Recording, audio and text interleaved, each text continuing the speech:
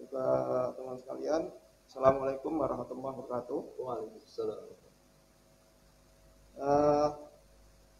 Hari ini kita, sebagaimana tadi disampaikan oleh Pak Abu, kita akan bahas sebuah tema dalam menghadapi kondisi yang tidak normal gara-gara ada COVID. Seperti yang hari ini ya. Hari ini tadi saya jalan dari rumah ke DPD juga baru ada prosedur baru di jalan gara-gara ada PSBB yang diterapkan kemarin. Jadi hari ini Tuparef itu jalurnya dibalik. Yang sebelumnya ke arah mana itu? Barat ya. Satu jalur ke barat, sekarang satu jalurnya ke timur. Ya, diputar balik. Nah, itu adalah hal yang tidak biasa. Karena ada corona ini, ada PSBB, maka yang biasanya satu jalur ke barat menjadi satu jalur ke timur. Ya, banyak juga tadi yang belum tahu. Nggak tahu ntar baliknya muternya lewat mana juga belum tahu muternya. Karena kan satu arah Teluk Jambi. Nah, itu adalah pensikapan kondisi-kondisi yang abnormal. Nah, untuk hari ini rencananya saya akan bahas mengenai penghematan biaya ataupun cost reduction. Tapi ini suara jelas ya, belum kayak gini ya. Nanti kalau dibuka nih takutnya nanti kena pasal, harus PSBB kan harus pakai masker. Oh, dari sini aja. Oh, dua-duanya. Enggak, umpan balik ya. Ya. Oke, mungkin suara tadi enggak begitu jelas ya. Sekarang tambah jelas harusnya. Mana tadi? Oh ya. Harus pakai APD nih, jadi pakai masker. Enggak perlu dibuka kan ya? Ya, tema yang diambil adalah kemarin itu kesepakatan, saya dapat tugas dari Pak Presiden kita yang baru, Presiden Chapter Pak Deli, untuk membawakan materi tentang cost reduction. Cost reduction ini sebenarnya agak kurang tepat ya kalau kita nyebutnya sebagai cost reduction. Ya. Ada lagi satu istilah selain cost reduction itu namanya cost cutting. Ya. Ada dua, karena sebenarnya beda ya. Tapi banyak juga yang agak rancu dengan dua. Satu cost reduction, satunya cost cutting. Kalau cost reduction ini lebih ke arah efisiensi dari sebuah perusahaan ataupun organisasi gitu ya terhadap cost dalam kondisi normal. Jadi enggak ada kondisi emergensi. Wajib semua usaha pun juga harus melakukan cost reduction untuk menghemat biaya yang dikeluarkan oleh usahanya. Tapi kalau cost cutting itu beda. Cost cutting itu lebih ke arah bagaimana meminimalkan biaya atau pengeluaran dari sebuah usaha atau bisnis dalam kondisi yang tidak biasa. Hubungannya adalah untuk survive. Jadi dari dua istilah tadi, yang satu cost reduction, satunya cost cutting, itu yang untuk kondisi saat ini temanya sebenarnya bukan cost reduction tapi adalah cost cutting. Jadi dua hal itu. Jadi sebenarnya ada perbedaan. Walaupun ujung-ujungnya juga sama supaya berhemat gitu ya untuk pengeluaran. Tetapi ada sedikit perbedaan. Baik, mungkin dua-duanya akan saya jelaskan ya, yang cost reduction maupun yang cost cutting ya, dua hal itu. Yang pertama yang hubungannya dengan cost reduction. Cost reduction atau bahasa kitanya ya penghematan biaya. Ya. Jadi cost reduction itu apa sih? Yaitu sebuah tindakan usaha mencari metode menemukan memangkas biaya-biaya yang ditimbulkan, tetapi biaya itu tidak memberikan efek langsung terhadap keuntungan. tujuannya adalah untuk meningkatkan laba. Jadi tujuannya itu. Jadi biaya itu keluar, tetapi ada biaya-biaya yang keluar, tetapi tidak memberikan efek langsung terhadap keuntungan. Nah, itu harus dihilangkan.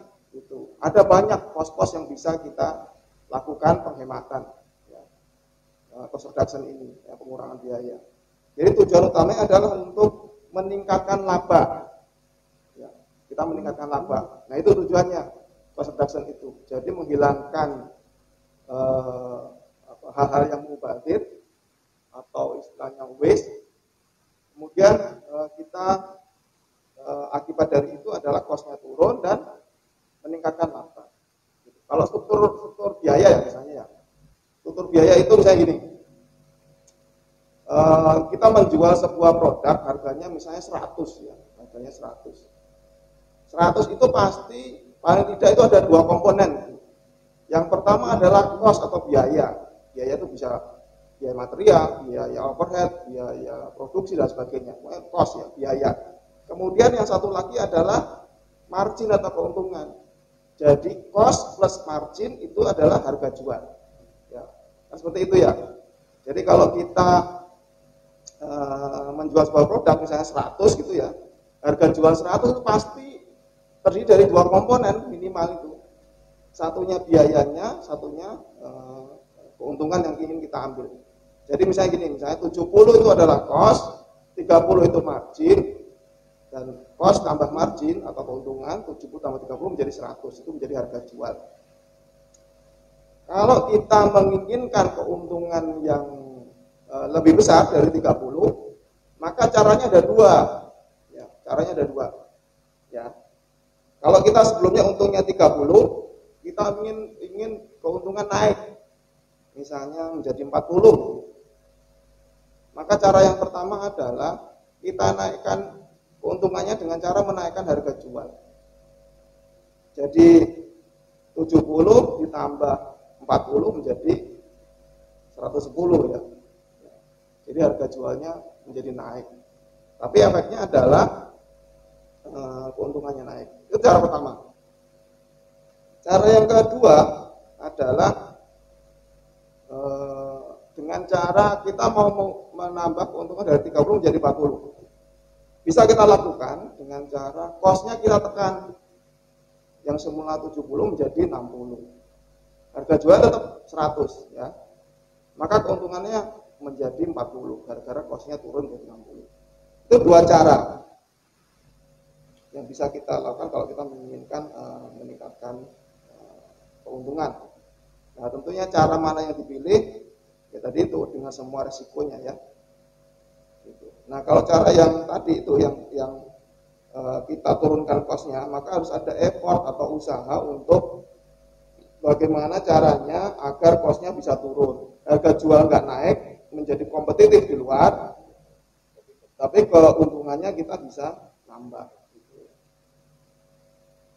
Itu, jadi prinsip dasarnya adalah itu ya. Jadi menurunkan cost tadi itu gara-gara kepingin keuntungan atau marginnya yang bertambah. Gitu. Itu tujuannya untuk cost reduction.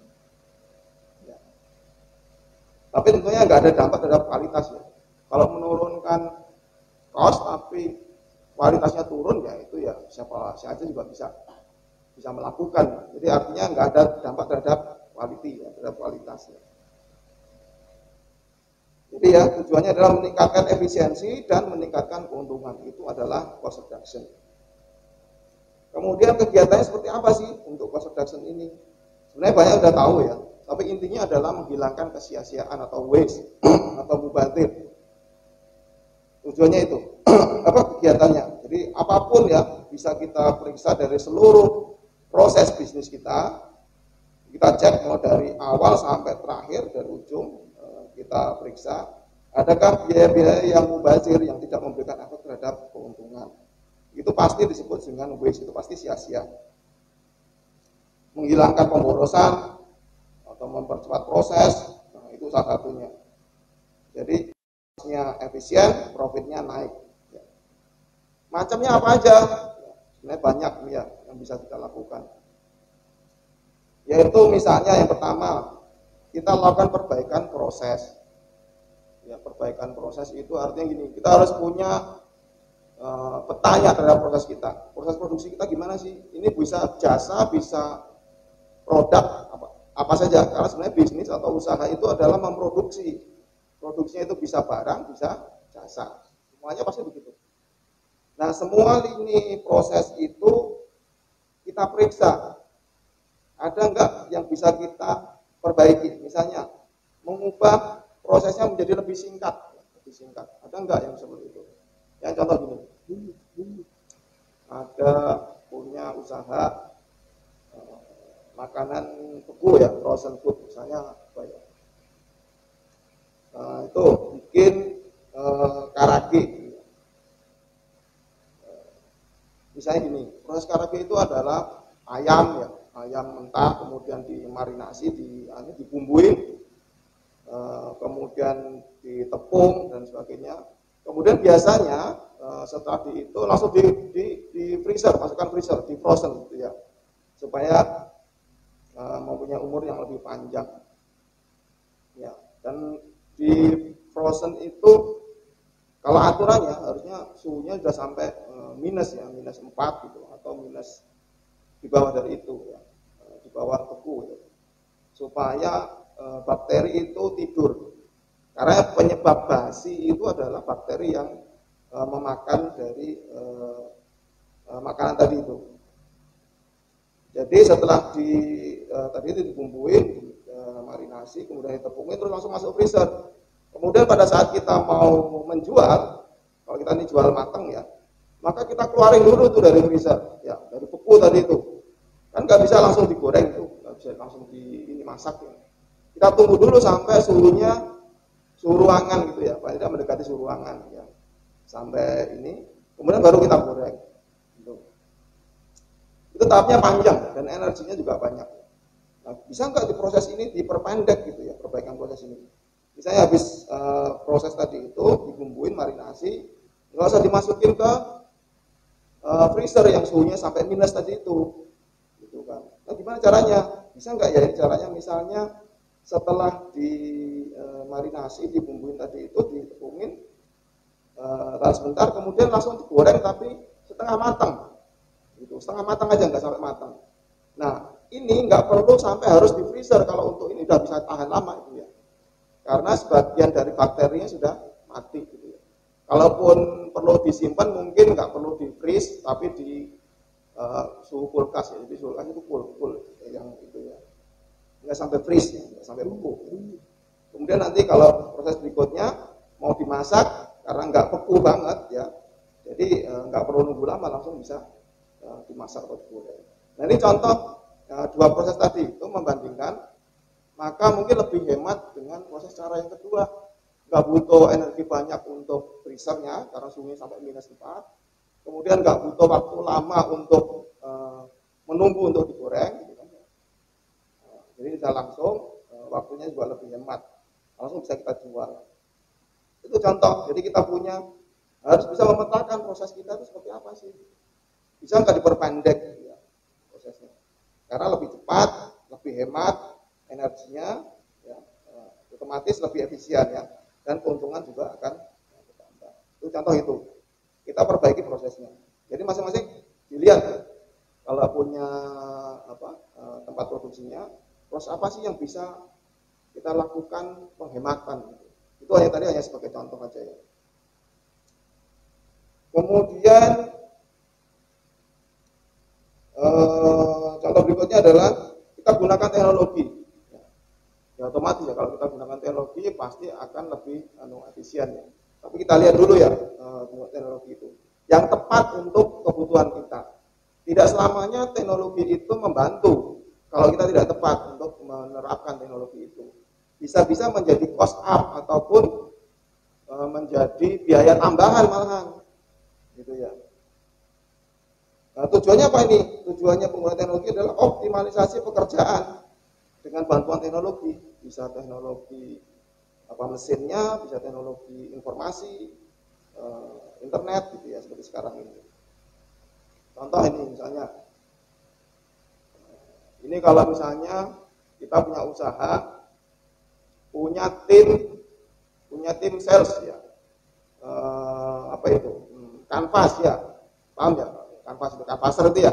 Kita punya tim ya, 5 orang, 6 orang anggota tim kita untuk canvas, untuk sales, ya, untuk jualan. Tiap hari, jadi sales ini ya, seorang salesman tadi itu pasti dia akan harusnya ya kalau normalnya dia akan datang dulu ke kantor, kita briefing dan sebagainya gitu ya, ngambil barang gitu misalnya, pengarahan, habis itu berangkat. Tetapi karyawan ini kan rumahnya beda-beda ini ya, karena dia habis itu dia nyebar ya, spreading ya, dia nyebar gitu ya ke area-area lokasi pasar dia ya, masing-masing punya wilayah.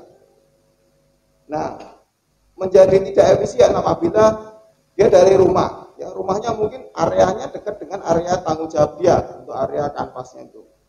Dia harus datang lagi ke kantor, kemudian absen dan sebagainya, terus balik lagi ke areanya lagi tadi gitu. Jadi kan butuh waktu, butuh tenaga, padahal sangat dibutuhkan cepat gitu kan ya. Kalau spreading itu harusnya siapa yang cepat maka dia akan dapat itu sebelum diisi oleh sales yang lain gitu, salesman yang lain gitu. Jadi kan duluan. Nah, kalau kita terapkan seperti itu mengganggu gitu ya. Misalnya gara-gara absen dari rumah jam 7 ke kantor mungkin butuh setengah jam, terus setelah briefing setengah jam lagi 1 jam, jam 8 baru berangkat ya. Mungkin yang lain kompetitor kita udah duluan datang gitu kan ya. Ya akhirnya rezekinya diambil orang dulu gitu ya. Keduluan. Nah, gimana pakai teknologi? Ya misalnya bisa enggak kita fasilitasi dengan absen online gitu ya. Sekarang kan bisa itu ya, pakai handphone, tunjukkan areanya dia di mana, terus dia absen gitu ya. Jadi kemarin pulang kerja itu, jadi setelah dia absen, dia langsung keliling nganterin barang. Sorenya selesai pekerjaan dia baru ke kantor, absen ketemu briefing dan juga ngambil barang untuk besok pagi gitu ya. Jadi dia berangkatnya dari rumah. Jadi barang disiapkan sorenya, pagi besok langsung itu. Nah, absennya cukup dengan bukti absennya dengan dengan online, dengan handphone gitu ya. Ada teknologi seperti itu ya. Itu bisa kita manfaatkan. Itu adalah contoh-contoh gimana kita bisa menggunakan teknologi untuk meningkatkan efisiensi. Banyak lagi yang lain ya, masalah mesinnya dan sebagainya, itu banyak ya. Kemudian yang berikutnya untuk cost reduction adalah masalah efisiensi ya. Efisiensi ini adalah memaksimalkan kegunaan dari sebuah sumber daya. Sumber daya itu bisa orang, bisa mesin, alat, bisa tempat, yang macam-macam ya. Alat gitu. Misalnya gini, sekarang ini kadang-kadang kita tuh nggak ngeh gitu ya. Misalnya kita usahanya adalah jualan frozen food gitu, macam-macam barang. Kita mesti punya lebih dari 1 freezer gitu ya. 1, 2 yang gede-gede gitu kan ya. 3, 4, 5 bahkan kalau kita jualan sampai banyak ya. Nah, ini kadang-kadang kita nggak nyadar gitu. Ini freezer hidup semua, gitu, hidup semua. Tapi isinya pun juga nggak penuh gitu ya. Satu isinya sisa 1/4, satunya sisa setengah, satunya lagi 1/4 gitu. Dan seterusnya, Pak, semakin banyak mungkin gitu. Nah, kadang-kadang kita nggak nyadar tuh karena tiap hari begitu, kita lihat begitu, sehingga kadang tidak mikir kita kan, nggak mikir bahwa sebenarnya ini kan biaya semua ini. Bisa enggak ya 2 freezer kita lipat, maksudnya kita lipat, kita matikan, kita maksimalkan 3 freezer yang lain gitu misalnya. Ini kadang-kadang juga nggak ngeh kita itu hal seperti itu. Ya. Ini contoh untuk efisiensi alat. Kemudian efisiensi orang juga sama. Ya, kalau orang gampang ya kelihatan. Tapi kadang-kadang kita sebut juga nggak ngeh. Ada beberapa kerjaan yang sebenarnya dia itu bisa dikerjakan 1 orang, tetapi dikerjakan oleh 2 orang misalnya ya. Nggak nyadarnya karena gini, karena pekerjaan itu dikerjakan 1 orang ataupun 2 orang juga kelihatan sama sibuknya sebenarnya gitu. Tetapi sibuknya itu berbeda kalau kita benar-benar ngamati. Ada namanya produktif time, ada non produktif time. Contoh, yang dimaksud dengan produktif adalah pekerjaan yang dia lakukan langsung memberikan efek nilai tambah terhadap sebuah produk ataupun benda. Yang non produktif itu adalah pekerjaan tapi tidak memberikan nilai tambah. Gitu. Contoh misalnya gini, kita ngupas apa misalnya ya, sayuran ya, timun gitu kita kupas. Pekerjaan produktif adalah itu. Pisau mengupas kulitnya. Nah, itu adalah produktif tuh. Yang non produktif apa? Nyari panci, nyari apalagi gitu, sibuk sana kemari gitu. Itu tidak memberi nilai tambah langsung, tetapi harus dilakukan ya. Nah, kadang-kadang pekerjaan-pekerjaan yang tadi itu dikerjakan oleh 2 orang, sibuknya kelihatan gitu. Selesai juga. Tapi padahal sebenarnya banyak pekerjaan yang dilakukan itu tidak memberikan nilai tambah gitu. Banyak sibuknya gitu. Bukan berarti kalau dikerjakan 2 orang satunya sempat nganggur ya enggak juga, tetapi sebenarnya ada banyak pekerjaan yang kalau diamati ya itu yang non produktif. Ya, ini ada ilmunya sendiri sih untuk mengamati begini ini ya. Dan itu banyak gitu yang kayak gitu tuh. Ya. Itu contoh untuk efisiensi orang dan lain sebagainya ya. Kemudian yang keempat adalah kita harus juga punya quality control. Ini semua ya, mau produknya produk maupun jasa. Ya, quality control itu hubungannya dengan cacat ataupun salah proses ya. Semakin jauh kita menemukan cacat itu, maka biaya yang kita keluarkan semakin banyak. Ya, semakin jauh dari proses, maka biaya akan semakin banyak. Contoh tadi gini, tadi dia mengupas gitu ya. Kalau itu misalnya ada yang busuk kita kupas, ketahuannya pada saat mengupas, maka paling kita langsung buang, nggak jadi gitu ya. Tapi kalau busuk tadi itu nggak ketahuan sampai proses berikutnya, bahkan sampai paling ujung sampai matang ketahuan bahwa itu busuk. Padahal udah dimasak nih. Biayanya berapa? Ngupas, ada orang yang bawa, ada yang nyuci, ada yang rebus, ada yang bungkusin. Begitu pas dibungkusin ketahuan ternyata cacat ya, bisa tadi rusak dan sebagainya. Maka ongkos tadi itu harus ditanggung tuh. Jadi semakin jauh dari proses itu ketemunya, maka kosnya akan semakin tinggi. Nah, makanya harus ada bagaimana cara menjaga supaya nggak lolos ke berikutnya. Apapun ini ya, jasa juga sama. Contoh jasa, kalau tadi kan contoh produk. Contoh kita usahanya online, gitu. Siapa yang harus mengkonfirmasi barang yang dikirim benar? Siapa yang harus memastikan bahwa alamat yang ditulis benar? Dan sebagainya. Kalau tadi itu ketahuannya setelah dikirim sampai ke konsumen ternyata salah, maka itu ongkosnya kita semua yang nanggung tuh, ya kan? Balikin ongkos kirimnya, ya kan? Terus kemudian kita ngirim lagi, berarti kan 2 kali lagi itu ya, ongkosnya ngirimnya 2 kali. Atau misalnya salah alamat, gimana itu? Ngirim ke alamat yang salah, itu juga sama. Itu tadi gara-gara nggak ketahuan, nggak ada sistem kontrol, nggak ada sistem cek pada saat setiap bagian atau proses tadi itu. Semakin jauh ketahuannya, maka ongkosnya akan semakin mahal. Coba kalau ketahuannya pada saat mau dikirim ada yang mengkonfirmasi, mengecek, gitu kan, nggak jadi terkirim kan, jadi ongkos untuk ngirim jadi nggak keluar, gitu kan, yang harusnya tadi itu sempat keluar. Itu yang keempat, ya, terhadap quality. Itu adalah cost reduction yang dibutuhkan ya, penghematan biaya untuk meningkatkan profit atau keuntungan. Yang berikutnya ya ini yang umum nih, ini lebih ke arah ini ya, operasional banget nih. Kita kan tujuannya kan menghilangkan waste itu atau sia-sia ataupun mubazir. Kadang-kadang kita nggak nyadar pun juga kita tuh ya bukan dibuang sih, tapi sebenarnya itu bisa dimanfaatkan yang lain.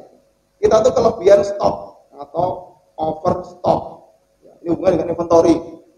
Nyetok barang banyak. Soalnya kadang-kadang kita tuh merasa aman kalau barang kita banyak gitu ya. Padahal barang banyak itu pun juga duit gitu ya. Apalagi kalau kita punya barang itemnya banyak lebih dari 1.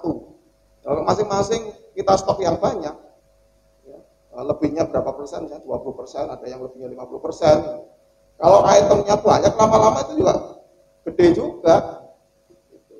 Dan itu pun kadang-kadang nggak nyadar gitu ya. Jadi overstock. Ini pun juga sama.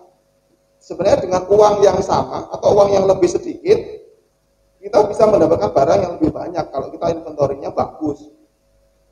Ya kita cek stok ya. Bisa stok barang mentah, bisa stok barang jadi dan sebagainya. Ya, kadang-kadang gitu juga. Kemudian ada lagi waste gara-gara banyak ini, nggak akan saya jelaskan semua karena ini sendiri ya. Nanti berikutnya yang berikutnya lebih penting adalah yang cost cutting tadi ya. Ada gara-gara transport, jadi mundar mandir. Ya. Barang itu pindah ke sono, habis itu pindah ke sini lagi, pindah ke sono gitu. Itu double pengangkutannya. Itu pun juga contoh bagaimana kita bisa memprediksi, melihat waste time ya. Kemudian gerakan yang tidak ada nilai tambahnya. Karena tadi yang saya jelaskan, gerakan itu ada yang produktif dan yang non produktif. Oke, itu tadi adalah contoh cost reduction. Cost reduction ini dibutuhkan pada saat nggak krisis pun juga dibutuhkan. Karena tujuannya apa? Meningkatkan keuntungan, meningkatkan profit. Gitu. Dibutuhkan. Nah, sekarang baru dia bicara itu ya. Cost reduction untuk kondisi normal juga. Ya, normal. Karena memang tujuannya untuk meningkatkan keuntungan. Tadi kan saya bilang kan ya, struktur harga itu 100, harga jual, keuntungannya atau profitnya sama cost ya. Kalau kita ingin profitnya naik tapi harga jualnya tetap, maka kita harus menekan cost-nya. Ya, itu prinsipnya itu. Oke, sekarang kita yang kedua, yang ini yang kemarin diminta untuk menjelaskan. Baru ke intinya sekarang. Ya, ini saya jelaskan dua-duanya biar paham ada perbedaan sebenarnya itu. Yang kedua adalah disebut dengan cost cutting. Cost cutting itu pangkas biaya. Ini kegiatan yang berfokus pada pengurangan biaya dengan cara-cara yang on time, yang saat itu. Dilakukannya saat itu aja. By case, ya, ada kejadian. Dan tujuannya, tadi berbeda dengan yang tadi, tujuannya adalah menghemat biaya dalam rangka untuk kesehatan keuangan perusahaan, untuk survive. Jadi yang tadi untuk cost reduction tujuannya adalah meningkatkan profit. Kalau cost cutting tujuannya adalah untuk meminimalkan pengeluaran supaya perusahaan bisa survive. Jadi beda tujuan. Dan meskipun nanti ada beberapa yang mungkin kegiatannya sama atau hampir sama, tujuannya berbeda. Jadi cost cutting itu lebih ke arah survive. Makanya itu saat itu aja kejadiannya. Jadi nggak bisa diulang. Tadi itu bisa diulang. Kalau ini nggak bisa diulang, hanya sekali aja. Artinya ya saat itu. Jadi tujuannya adalah untuk menjaga kesehatan keuangan perusahaan. Karena baru kondisi yang abnormal atau kondisi krisis sampai masa krisis selesai. Jadi tujuannya itu. Kemudian contohnya, kalau dengan contoh ini jadi jelas. Contohnya apa sih? Supaya perusahaan ini atau usaha kita itu bisa survive lama dalam kondisi kayak gini nih, ya kan ya, umurnya bisa lebih dari krisis. Jadi setelah krisis kita masih ada umur bisnisnya, jadi nanti bisa survive lagi sampai hidup lagi gitu ya. Contohnya adalah satu, yaitu dengan cara efisiensi pengeluaran. Nah, efisiensinya ini beda dengan efisiensi yang tadi. Kalau efisiensi yang ini adalah cut off langsung, atau itu langsung potong, biar pengeluaran nggak banyak. Apa yang dilakukan? Ini saya akan ceritakan yang paling ekstrim sampai nanti yang paling paling ini ya, paling moderat lah ya. Contoh ekstrim apa? Kalau kita punya karyawan PHK, ini paling ekstrim karena nggak ada lagi, supaya nggak ada keluar. Gitu. Karena kita tujuannya dua, kita mau survive atau perusahaannya hidup atau enggak, gitu kan ya. Dalam kondisi yang paling ekstrim, makanya saya bilang yang paling ekstrim dulu ini kan ya. Nah ceritanya sampai ke yang moderatnya. Ya udah, supaya nggak ada pengeluaran apa? Pemasukan aja nggak ada ataupun berkurang, maka satu-satunya menjaga supaya nggak keluar adalah PHK. Gitu. Kalau kita punya karyawan PHK. Jadi kalau PHK malah bukannya ini Pak, terus sama. Ya banyak hal yang bisa dilakukan. Ini prinsipnya itu. Nanti buntutnya macam-macam tuh. Buntutnya masih gini. Wah, tuh ini udah ikut saya berapa tahun gitu kan ya. Nah, itu nanti. Itu kan pembahasan berikutnya ya. Ini pokoknya ininya dulu gitu kan prinsipnya. Jadi yang pertama adalah PHK. Udah PHK. Karena itu kan langsung cut off itu. Enggak ada pengeluaran tuh gaji kan. Selesai. Itu yang paling ekstrim. Kan supaya perusahaan survive ya. Kemudian level bawahnya mungkin bisa kita potong tunjangan. Nah, itu kan? Apa sih potong tunjangan itu? Kan mungkin ada tunjangan apa itu? Raya. Kalau ini yang rutin lah, ya rutin. Yang rutin misalnya tunjangan transport. Ya maka nggak ada jualan gitu kan ya. Tunjangan transport buat apa? Nah, kalau sales tadi itu misalnya nggak ini kan ada tunjangan ini ya. Nggak ada jualan. Ya logis lah kalau transportnya dikurangi. Tunjangan seperti itulah ya. Mana yang bisa kita kurangi? Kan berkurang kan pengeluaran. Itu atau potong gaji.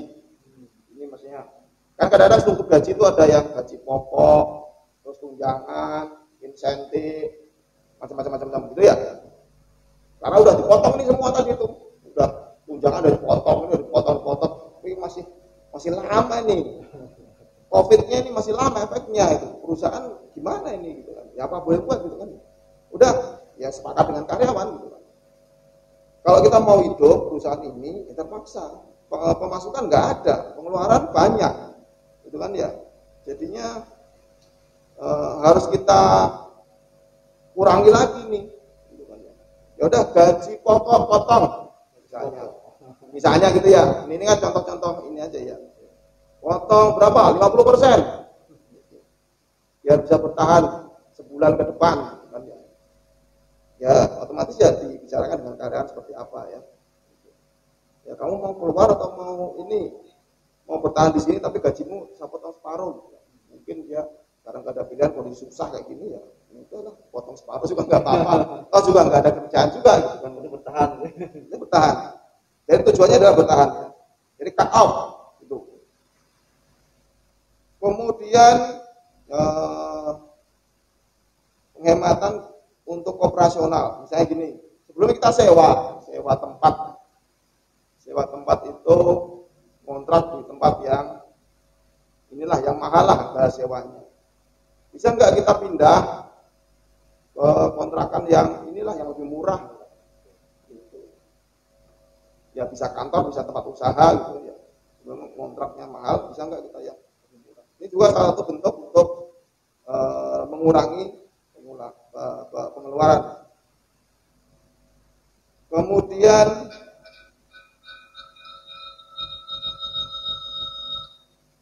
Kemudian ada lagi yang seperti yang sekarang banyak itu WFH ya. Itu salah satu bentuk penghematan itu sebenarnya. Karena kalau WFH itu banyak hal yang bisa dihemat. Operasional perusahaan, kantor gitu misalnya pun bahan listrik berkurang, energi ya akan berkurang, kemudian macam-macam lah ya, air dan sebagainya bisa berkurang. Dan jumlah karyawan misalnya separuhnya yang masuk, itu pasti begitu. Perusahaan-perusahaan biasanya begitu yang besar itu ya. Mereka WFH itu langsung turun biaya itu. Atau kita kurangi jam kerja. Sebelumnya 8 jam bisa menjadi misalnya 4 jam aja separuh hari. Itu juga bentuk-bentuk penghematan gitu ya. Cut off ya intinya. Jadi yang pertama adalah efisiensi pengeluaran dengan cara cut off. Tadi dimulai dari yang ekstrim sampai yang moderat. Karena tujuan tadi itu biar perusahaan bisa survive. Pemasukan nggak ada, maka satunya jalan biar survive adalah kita kurangi pengeluaran. Kemudian yang berikutnya lagi, ini udah parah lagi. Bisa nggak kita ubah aset menjadi cash? Artinya apa itu? Ubah aset menjadi cash. Asetnya dijual. Tapi ya dilihat ya kondisinya ya. Aset-aset yang tidak begitu produktif bisa nggak ini kita larikan ke cash. Buat gaji karyawan nggak ada, karena nggak ada pemasukan, berarti kan nggak ada cash kan. Buat apa yang bisa buat gaji? Ya aset yang kita miliki. Mana yang kita mulai inventaris tuh asetnya? Yang tidak begitu produktif ya udah jual. Tapi itu setelah ini baik atau ya? Atau masih juga ternyata baru itu ya? Ya bisa juga. Ini bukan urutan sih. Bisa juga ya misalnya ini nggak usah PHK dulu lah. Bisa nggak ini asetnya dijual dulu gitu. Ya itu bukan urutan prioritas ya, tapi kita kondisinya beda-beda ya perusahaan itu pasti. Nah kita lihat mana urgensi dari masing-masing pilihan tadi itu. Kalau udah nggak ada cash, karena nggak ada pemasukan, satu-satunya ya udah jualan, bukan apa namanya, jual aset, ya, ada orang jual motor, jual beli apa? Jual motor beli beras gitu ya. Jual beli gitu ya. Ya kita jual aset yang kira-kira tidak begitu produktif kita jual. Nah, terus gimana Pak? Nanti kalau gini ya nanti pada saat nanti kondisinya untuk contoh aset yang tidak begitu produktif misalnya. Ya pasti beda-beda. Misalnya kendaraan lah misalnya motor gitu ya. Ada kalanya motor itu menjadi aset yang penting di sebuah usaha, tapi di tempat yang lain motor bukan merupakan aset yang penting. Gitu. Beda masing-masing perusahaan ya kan. Contohnya tadi sales tadi itu ya. Ya motor itu pasti aset utama. Kalau nggak ada motor gimana mau dipikul gitu misalnya nggak mungkin gitu aja. Itu menjadi aset penting. Tapi di tempat lain yang pekerjaannya intinya bukan menggunakan kendaraan, motor itu hanya untuk membantu mempermudah saja. Gitu kan. Itu mungkin bisa dijual dulu asetnya. Ya, kita yang paham tuh ya. Jadi pilih aset yang tidak produktif, jual, ubah cash. Kemudian inventory tadi itu, ini sama makanya tadi itu ada beberapa yang sama. Inventory minimalkan. Ya, minimalkan dan segera mungkin dijual. Kita punya stok banyak over gitu ya. Ataupun nggak over juga, gitu kan. Bisa nggak kita stoknya jadi separuh? Toh juga permintaan nggak banyak. Jadi kita jual inventory, kita cek berapa sih inventory kita, jual lah, nggak produksi lagi, habisin stoknya. Karena itu duit berhenti juga. Karena kita butuh cash. Tadi kan untuk biaya hidup tadi kan butuh cash kan ya. Makanya kan ini harusnya ini semuanya tahu lah ya. Sebuah perusahaan itu mati, tutup, itu bukan gara-gara nggak untung. Sebuah usaha, sebuah perusahaan, dia itu bangkrut bukan gara-gara nggak untung. Dia bangkrut itu gara-gara nggak punya cash. Cash is king ya. Makanya sering ikut karena nggak punya duit gitu.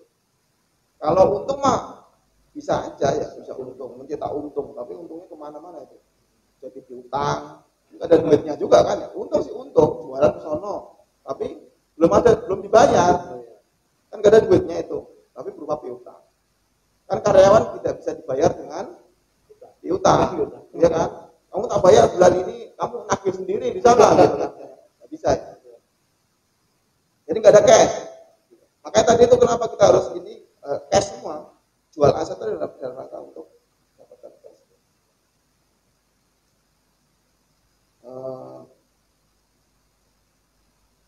Ya itu ya. Terus yang ketiga,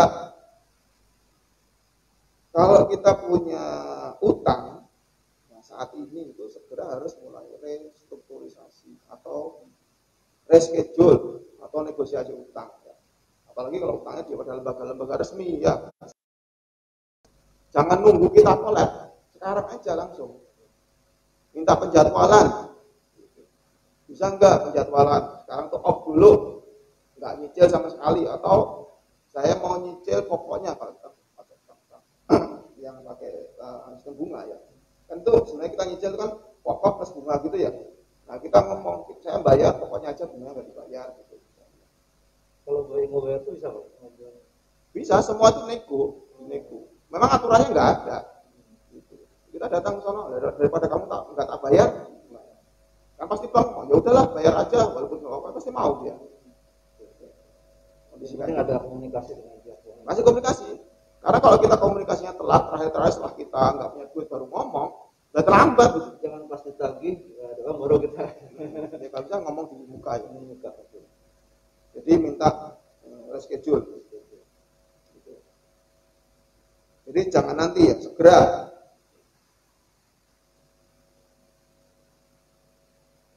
Kemudian tadi yang berhubungan dengan aset tadi itu ya, enggak harus bisa bedain ya aset dengan liabilitas ya. Aset dengan liabilitas. Kalau aset itu sesuatu ya berupa modal yang bisa menghasilkan keuntungan, itu namanya aset. Kalau liabilitas itu sesuatu yang justru mengeluarkan biaya. Barangnya mungkin sama ya, mobil ini aset atau enggak? Kita harus tahu. Mobil ini menghasilkan keuntungan buat saya atau justru saya malah mengeluarkan uang. Dan kalau mengeluarkan ya tadi itu yang pertama kali yang tadi harus dijual ya tadi itu liabilitas. Itu katakannya ini Pak. Apa namanya tadi aset yang tidak produktif ya. Kemudian aset atau liabilitas ya. Tapi tadinya liabilitas sebenarnya sudah aset. Apalagi liabilitas gitu. Ya harus duluan itu yang harus dikeluarkan. Ya, kita jual. Kemudian ya ini hubungannya dengan utang. Kadang-kadang memang ya gini ya. Dalam kondisi perusahaan itu berkembang, ya, utang itu jadi teman. Kita kan bisa menggulung lebih cepat kan ya. Kita butuh jadi utang, ya utang itu bisa kemana aja, ya bisa ke teman, juga bisa utang, lembaga juga bisa.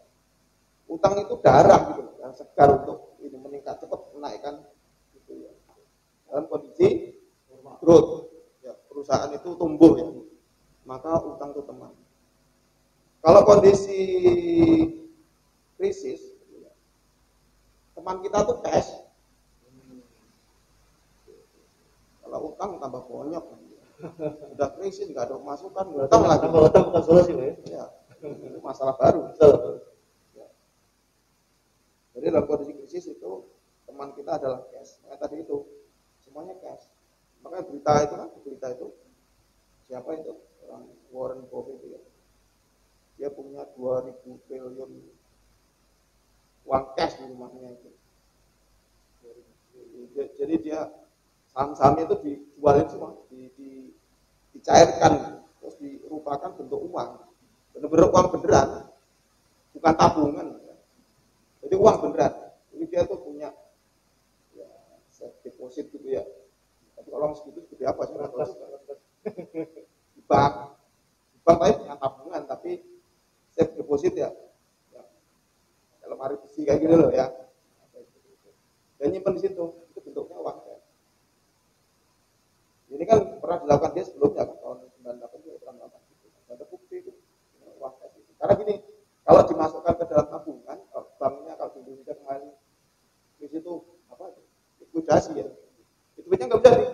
Walaupun saya punya tabungan di situ, tapi nggak bisa dicairkan kan. Nah kalau tadi uang cash sendiri kan, kapanpun kita mau bisa. Itu makanya cash itu penting. Kemudian yang terakhir, kalau kita punya beberapa usaha gitu ya, macam-macam gitu ya. Ini yang terakhir ini bisa dilakukan ya. Istilahnya clear cut. Clear cut itu kita tarik batas yang jelas antara usaha yang bermasalah dengan usaha yang hidup. Jangan sampai yang bermasalah nularin gitu loh. Kita PSBB juga. Gitu. usahanya PSBB. Jangan sampai virusnya ini nular ke yang sehat. Gitu. Kita punya beberapa usaha A, B, C gitu ya. Apa gitu misalnya ya. Banyak sekarang kan gitu ya. Ya jualan ini, ya punya usaha itu, usaha ini. Gitu. Kadang-kadang ada usaha ini yang memang kondisi kayak gini mah hancur ya. Ini malah minta ongkos terus nih. Gitu kan. Ongkosin jadinya. Tapi kita pertahankan aja gitu. Artinya ini kan makan jadinya ya. Makan yang sehat. Nah, itu harus kita benar-benar pisahkan antara yang sehat dengan yang sakit. Ya kalau bisa diamputasi aja. Begitu ya. Ya, nanti kalau ini gila. Ya. Jangan sampai membuat semuanya menjadi sakit. Kan nular itu ya. Ini sebelumnya sehat gara-gara diambilin terus jadi sakit juga nih kedua. Yang ketiga ini ambil lagi jadi sakit juga nular ke semua ini. Kemudian pisahkan antara bisnis dan pribadi ya. Ini umumnya ya. Dan yang terakhir adalah nggak usah emosional, nggak perlu baper ya.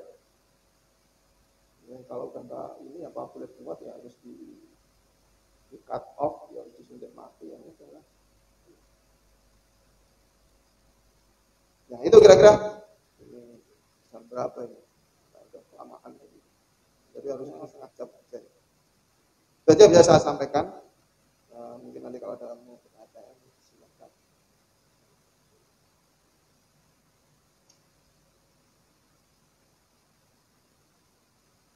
Oke, baik. Terima kasih Pak Arif yang telah memaparkan tentang bagaimana strategi penghematan di saat krisis ya.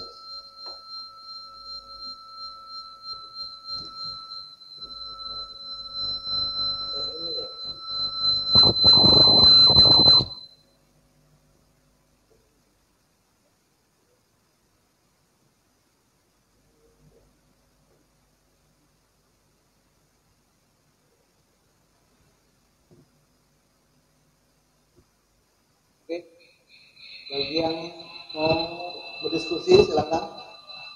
Yang mau bertanya bisa langsung pakai mikrofon aja. Kalau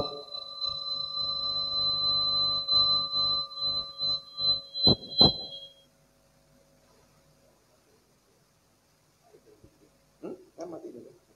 Udah mati. oke, silakan. Enggak bisa Pak. Jadi yang situ ya.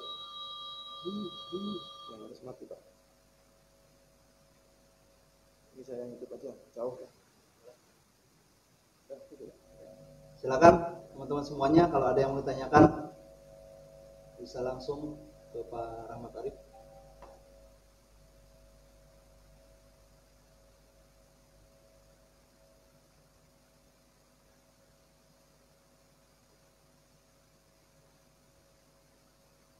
Ya.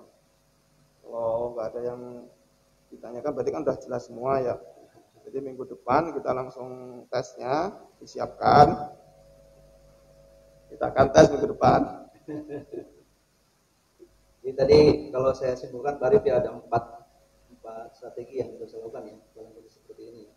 Yaitu dengan cut off, kemudian rumah aset menjadi cash, kemudian juga cash schedule utang, kemudian deal cut gitu ya. Itu. Nah ini mungkin silakan bagi teman-teman semuanya kalau misalnya ada yang masih kurang jelas atau mau didiskusikan dengan beliau, mumpung ada kesempatan ya, untuk kita bisa langsung belajar sama beliau. Kalau enggak pakai mic, pakai chat, nggak apa-apa, silakan.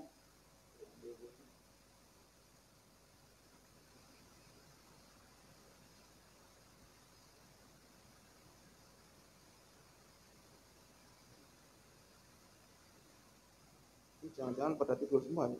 Dengerin nggak nih?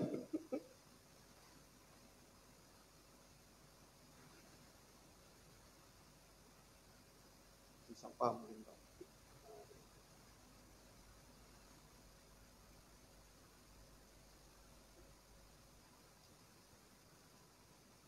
Ini ada Pak Abdul Haris ya, yang hari di sini ada Bu Anita Fauzia, ada Pak Duli ya, ada Pak Risendra, Pak Prianto, Pak Risarwanto, Pak Waris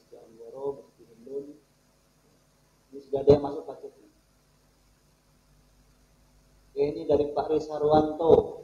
Bagaimana cara meningkatkan penjualan di masa krisis? Ada yang masuk. Bagaimana cara meningkatkan penjualan di masa pandemi? Bagaimana?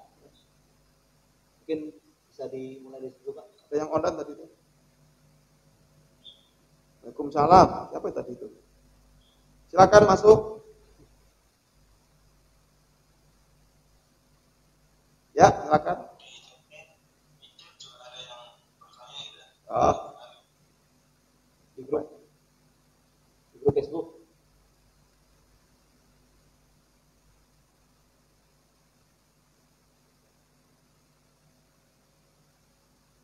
Ada yang bertanya? Silakan. Dari dulu yang pertama dulu Pak. Pak Aris iya. dulu. Pak Aris ya. Ya, silakan. Ini ada permintaan dari ini. Silakan bacakan Pak.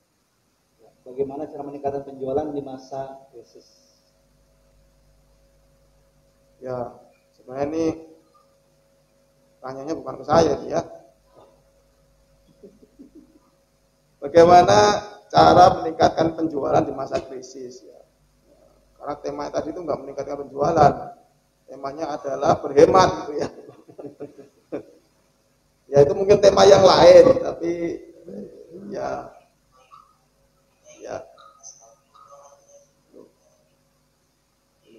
Pak Imam bisa dimatikan dulu itunya mic-nya.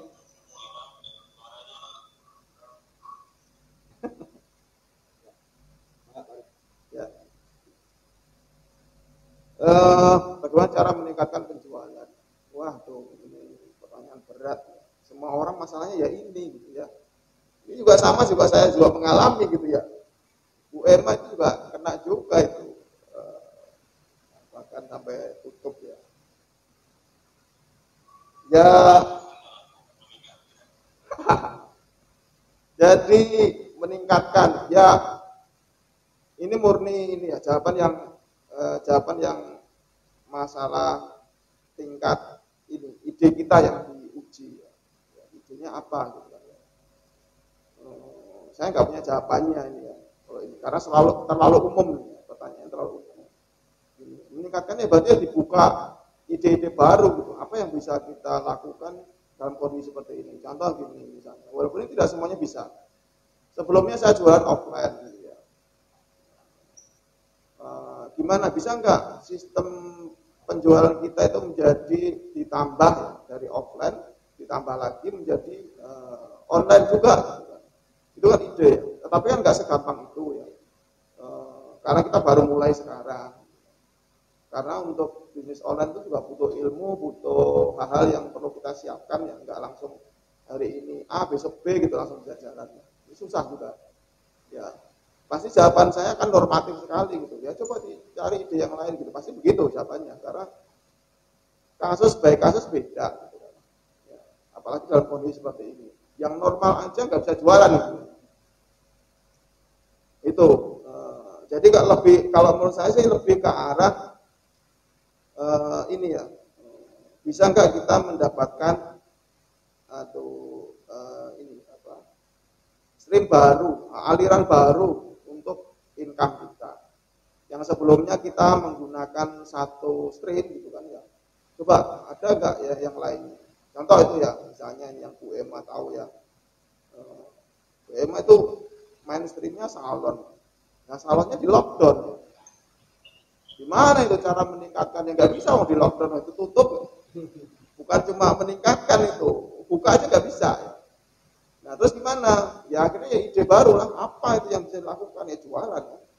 Salon kok jualan, kurma, jualan madu, jualan macam-macam gitu ya. Ya itu hanya ide-ide ini aja ya, yang muncul saat itu. Nangkap peluang usaha yang baru. Nah, jadi ya. Apa yang bisa kita lakukan ya, yang baru, cari stream baru, cari income baru dari yang sudah ada. Karena meningkatkan itu susah ya, kondisi sudah abnormal gitu ya. Itu harusnya ke ini Pak ya, dari daya beli juga ya. Iya. Sebenarnya sekarang tuh kan nggak ada yang berubah ya. Uang kan ada semua sebenarnya kan uangnya nggak hilang kan ya. Tapi uang ini kenapa nggak beredar gitu kan? Ya orang semua pada nahan gitu, untuk mengeluarkan uang gitu kan ya. Semua orang punya. Jadi ya gara-gara uang nggak bergerak maka ekonomi ya nggak hidup. Itu sebenarnya gitu. Jadi itu ya Pak siapa tadi? Pak Sarwanto. Ya itu jawaban saya ya normatif jadinya ya. Susah ya untuk ini ya. Dan case by case ya ini harusnya. Tidak semuanya bisa di. Oh kira-kira itu. Ya, baik. Itu Pak Aris Pak ya, Pak Arwanto ya. Berikutnya sudah ada pertanyaan lagi dari Bu Hajah Putri Hayati. Ini bagaimana cara mengefisienkan karyawan Pak di tempat produksi yang jumlahnya kadang meningkat, kadang menurun. Efisiensi karyawan ya. Ini berarti kondisi normal ya. Ya, pertanyaan kondisi normal ini kan ya. Karena kalau tadi kondisinya tidak normal apa tadi karyawan? Nomor 1 PHK gitu ya. Ekstrim. Jadi kalau ini kondisi pertanyaan kondisi normal ya. Efisienkan karyawan padahal produksinya fluktuatif gitu ya. Ini ada ilmu sendiri juga ini ya. Cari rata-ratanya, nilai rata-rata. Normalnya berapa sih? Kan pasti kan kayak gunung gitu. Naik turun gitu ya. Kalau kita ngambil peak, ngambil puncak gunungnya, maka yang pada saat nanti turun ini kita pasti ada over ini. Kalau orang punya manpower, over tenaga kalau pas turun ya. Tapi pada saat naik, kalau kita ambil yang sisi bawah, maka kita kan kekurangan orang gitu ya. Nah, oleh karena itu main amannya adalah kita ambil rata-ratanya, tengahnya, nilai tengahnya coba seperti apa. Cari dulu berapa sih sebenarnya. Maka itu harus dihitung itu. Kalau mau kepresisian ada lagi itu jenis penghitungannya. Sebutnya man hour. Man hour itu adalah orang kali jam kerja. Sebenarnya pekerjaan itu bisa dikerjakan misalnya nih, contoh kita mau bangun rumah ya. Bangun rumah itu kan sebenarnya waktunya sama. Cuma bisa dikerjakan oleh 1 orang atau dikerjakan 10 orang. Gitu kan. Volume pekerjaannya sama.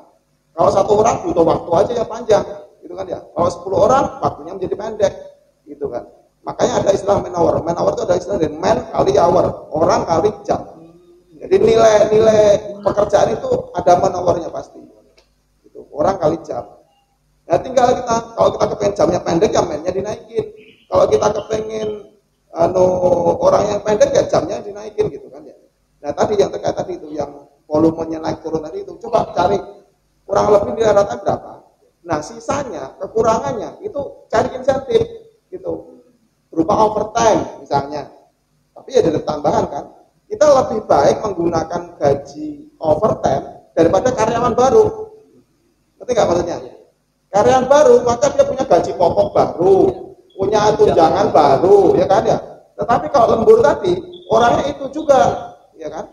Kita hanya membayar nilai upah lemburnya aja, gitu. Jadi lebih efisien, gitu. Itu kurang lebih cara menghitungnya seperti itu. Ya, untuk ikuti ya. Jadi cara rata-ratanya. Nanti kalau udah ketemu rata-ratanya baru kemudian kita bisa menentukan berapa jumlah karyawan yang tepat. Oke, silakan. Masih ada yang lain? Mangga.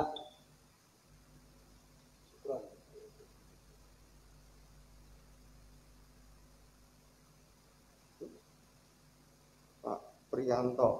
Pak Priyanto berikutnya. Dalam masa pandemi COVID saat ini penghasilan menurun, sedangkan kebutuhan hidup meningkat. Upaya apa yang harus dilakukan untuk tetap bertahan di masa sulit seperti ini? Upaya apa yang harus dilakukan? Ya, tadi sebenarnya inti dari yang saya sampaikan itu ya. Kalau kita punya usaha, ya tadi itu cost cutting tadi itu istilahnya ya. Apa yang bisa kita lakukan supaya duit nggak keluar? Gitu. Di saat kondisi duit masuk susah, maka kita harus melakukan kebalikannya. Ya apa yang harus bisa kita lakukan supaya duit itu sedikit keluar? Gitu. Nah, apa aja macam-macam itu. Bisa macam-macam ya. Ya. Karena kita udah susah untuk cari pendapatan baru misalnya. Karena kalau logika barunya adalah ya memang kalau dengan usaha sekarang ini susah ya harusnya ya cari tambahan uang kan. Tapi ya susah juga gitu kan ya. Nah kalau kita nggak menemukan income baru, ya udah yang income yang ada dihemat supaya nggak keluar gitu. Bocornya ini ditambalin semua gitu, supaya bocornya nggak banyak. Ataupun kalau ya terpaksa bocor ya nggak gede-gede amat gitu bocornya. Nah tadi itu sebenarnya yang sudah saya jelaskan tadi itu, kita harus ada cost cutting. Tapi kan tadi ada beberapa hal yang, misalnya tadi PHK gitu, kan nggak harus langsung ke PHK. Nah buntut dari PHK kan banyak tuh, ya kan tadi itu misalnya pesangonnya ada enggak gitu. Terus yang berikutnya lagi mau di PHK padahal dia karyawan saya yang paling menguasai pekerjaan cuma dia. Kalau nanti dia di PHK, nanti kondisi normal lagi bingung saya gitu kan ya misalnya. Nah itu kan beberapa pertimbangan yang harus kita punyai sebelum melakukan tindakan itu. Buntutnya banyak gitu ya. Tapi ini kan hanya intinya aja ya. Nah bentuk-bentuk cost cutting itu macam-macam tadi yang sudah saya jelaskan. Jadi itu ya intinya.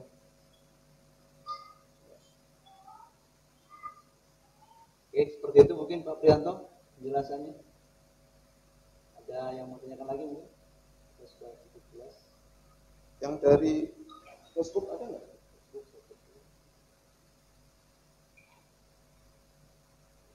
Ini ada dari Bu Nurul Khoiriah. Pertanyaannya, apakah cara selain memanfaatkan IG atau FB, kemudian bagaimana cara meningkatkan online-nya Pak? Ini kayaknya harus ada tema khusus ya, meningkatkan pendapatan atau income di kondisi sulit gitu ya. Nah, kalau saya tadi temanya kan mengurangi pengeluaran di kondisi sulit gitu ya. Tapi yang bertanya ini banyaknya meningkatkan pendapatan. Ini pendapatan penjualan. Ya, berarti kayaknya harus ada materi lagi nih. Ini Pak Deli nanti yang harus, waduh Pak Delinya malah live nih. Pak Deli yang harus jawab nih. Mungkin ada tema baru tuh, bagaimana meningkatkan pendapatan di saat kondisi sulit gitu ya. Ya, tema saya tadi itu mengurangi ya, mengurangi. Dan ini juga perlu semuanya tahu juga teman-teman. Saya kayak di foto itu ya, di flyer brosurnya itu konsultan bisnis. Saya bukan konsultan bisnis, jadi saya pun juga pusing juga. Contoh lah punya usaha ya, Bu Emma itu juga pusing saya karena saya bukan konsultan bisnis, nggak ngerti. Meningkatkan penjualan gimana cara, nggak ngerti saya. Gitu makanya tadi ada direvisi ya. Kalau konsultan manajemen iya, saya konsultan manajemen. Tapi saya bukan konsultan bisnis. Nggak ngerti kalau ini penjualan bisa naik gimana caranya, nggak ngerti saya. Gitu. Tapi kalau ini biasanya kok naiknya kayak seperti ini, gimana caranya supaya bisa lebih efisien ya proses di saya. Nah itu mungkin saya bantu. Oke, ini ada yang mau bertanya? Oh silakan lewat unit ya. Silakan. Yang mau pakai mic, nah. Oh butuh wajib putih. Wajib bisa di mute up ini apa? Mau tanya. Oh, mau nanya.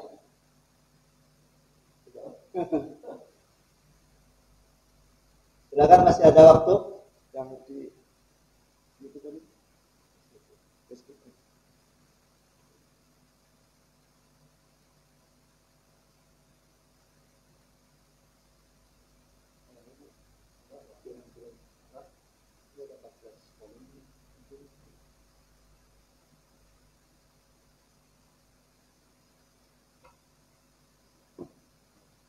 Ngomong sambil ditutupin ngap juga ini.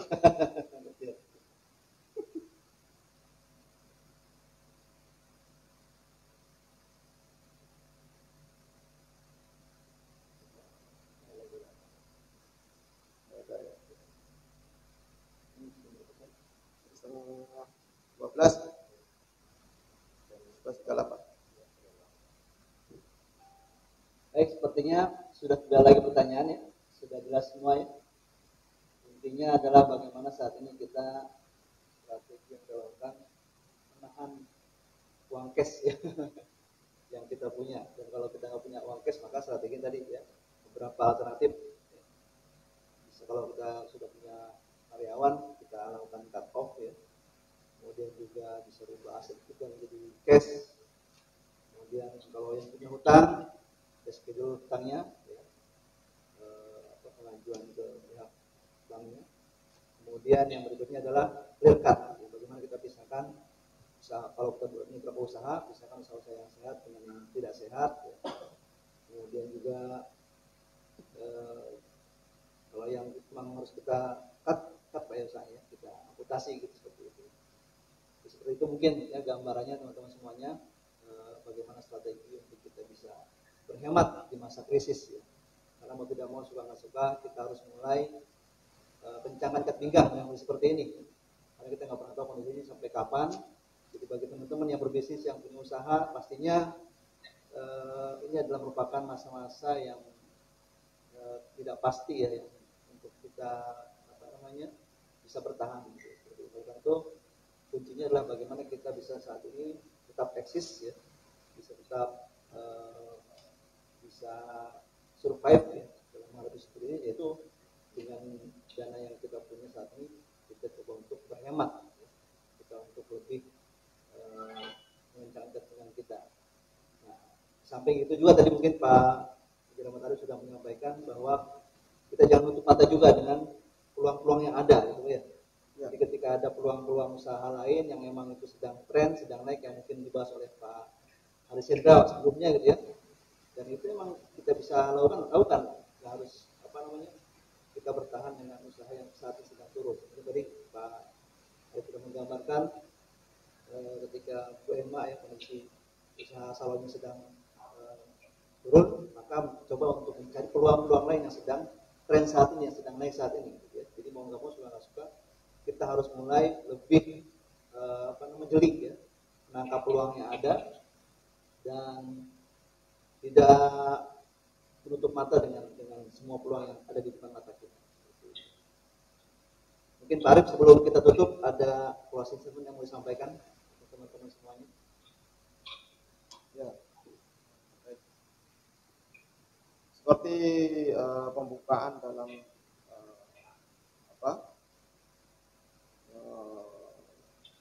undangan bergabung di grup ini ya, itu prolognya ya. Jadi kondisi ini adalah kondisi yang tidak normal. Ya, normalnya kan kita bisa jualan, kita bisa itu. Karena kondisi yang tidak normal ini, ya kita diharuskan untuk melakukan cara-cara yang tidak normal. Artinya kalau kita masih menggunakan cara-cara yang normal, atau cara yang kemarin, maka otomatis nggak berlaku cara itu. Nggak mungkin kita lakukan sekarang. Kalau kita ingin survive ya. Kita bahkan jual aja nggak bisa.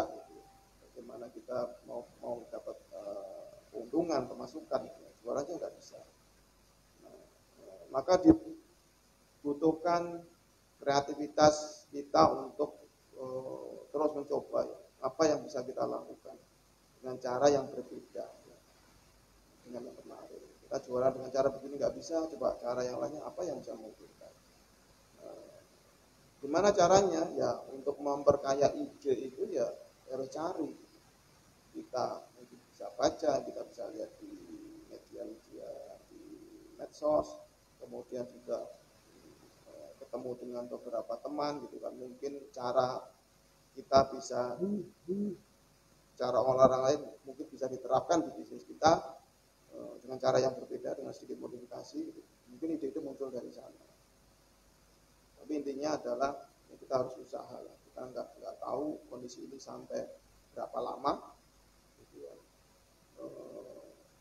Kalau virusnya mungkin sebulan 2 bulan akan selesai, tapi kalau kondisi ekonomi sih kayaknya akan tetap lama ya. Mungkin bisa setengah tahun, bisa setahun, atau mungkin malah bisa lebih. Ya, intinya ya sebelum semakin parah, mulai sekarang kita segera bergerak, jangan lama-lama rebahan. Kita anggap bahwa aman-aman saja. Kita nggak tahu nanti setelah ini apakah bisa cepat pulih atau enggak. Jadi itu pesan dari saya. Walaupun ini juga pesan buat saya juga yang berdampak besar. Itu aja Pak Adi. Baik, terima kasih pada Pak Rahmat Arif atas ilmu dan pencerahannya pada kesempatan hari ini dari mulai mulai pagi sampai dengan siang ya kita sudah dapat banyak ilmu-ilmu yang bahasanya daging gitu ya. Untuk kita mulai berbenah diri di dalam bisnis kita, banyak hal yang tadi Pak sampaikan kita terapkan dalam usaha kita semua. Yang jelas adalah seperti ini kita harus tetap bergerak ya, kita harus take action seperti yang posen action mereka tetap. Jadi kalau kita bertindak maka akan ada keajaiban insyaallah ya. Dan pastikan kita harus selalu optimis, kita harus menolak lemah, menolak kalah ya kalau kata kami. Oke teman-teman semuanya, sahabat Genpo semuanya, demikian acara kita pada kesempatan kali ini, kelas kita. Oh iya. Untuk ya ini nanti berkaitan dengan tema pekan depan, pertemuan berikutnya ya. Tadi kan kita bicara masalah strategi penghematan. Nah, nanti kita bicara tentang bagaimana investasi ya, investasi yang efektif di masa krisis ya. Seperti itu. Nanti bicaranya adalah konsultan manajemen keuangan. Ini ahlinya juga nih, Pak Adin Jelani ya, Coach Adin Jelani. Nah, pastikan stay tune di Google Meet dan juga nanti di TPS Genpo. Hari Senin ya, hari Senin tanggal berapa tuh? Jam 11. Hari Senin tanggal 11 jam 10 jam yang sama. Oke, sahabat semuanya, demikian yang bisa kita sampaikan pada kesempatan kali ini. Semua manfaat bagi teman-teman semuanya. Dari kami, saya sebagai host Ibu Nita dan juga bicara utama kita Coach Haji Rahmat Arif mengucapkan mohon maaf apabila kekurangan. Assalamualaikum warahmatullahi wabarakatuh.